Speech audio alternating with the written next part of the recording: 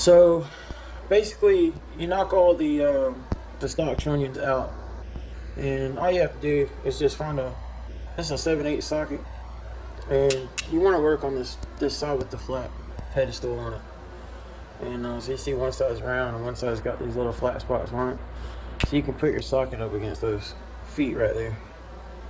And so basically you just find, you know, two sockets like that, and maybe a 14 millimeter.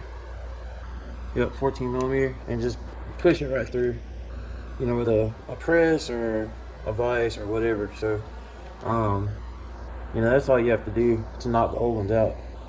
So to put in the new ones, what we're going to do, we're going to get our new trunnion and the bearings out of the package. But some of them come packaged individually like this. Some of them are in, you know, boxes already slid onto the trunnion. But basically what we're going to do is we're going to put our flat side down.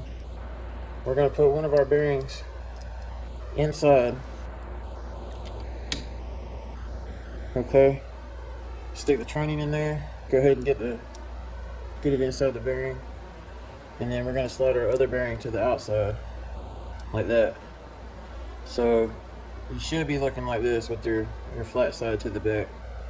And what we're going to do is slip a washer over the front, put your big washer, big socket behind it on the flat side, and then I'm going to use another socket on the front to press this guy in.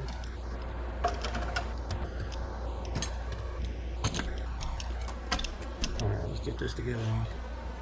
So basically you're just going to line everything up, whatever tool you're using, a parts press or anything like that. It doesn't take a lot of force to push this in here, but you're just going to press that in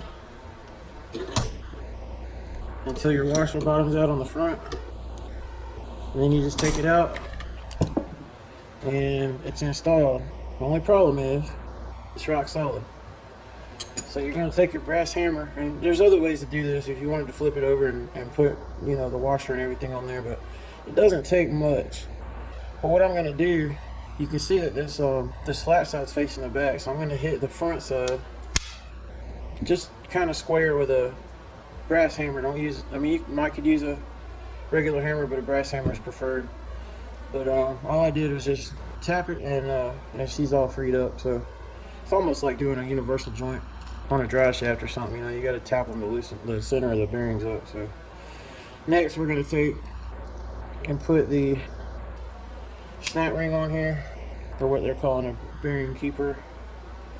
And you just want to make sure that that thing is seated all the way around, and that's pretty much all you got to do. Do that on both sides.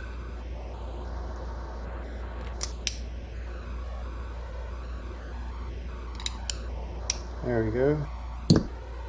And once everything's done, you just want to look down the side, make sure your clips are all straight.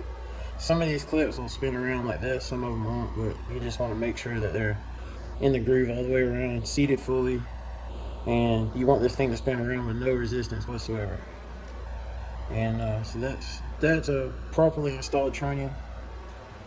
And you know, this upgrade is very important if you're running any kind of aftermarket springs or high lift cam or anything. The trunnions themselves are way thicker than the stock ones, and you know, the snap ring, if you look on there, the snap ring traps the needle bearing, so if for some reason they do come apart, they can't really get out because of the snap ring. So it's just the most better upgrade. You've also got more travel. The stock ones only move a certain amount, and the way they're designed, it matter of fact, I've got one right here. The way the stock one's designed, it can only turn that far, and that's it.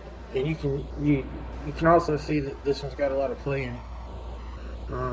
You know, they just wear out over time. So got a ton of play in this thing, and you can see that that's the size of the trunnion right there. So there's a big difference between this and this, a huge difference, and it's not a high cost, and it's really not that difficult to install. So definitely want to do this if you're doing any kind of performance build whatsoever on an LS engine.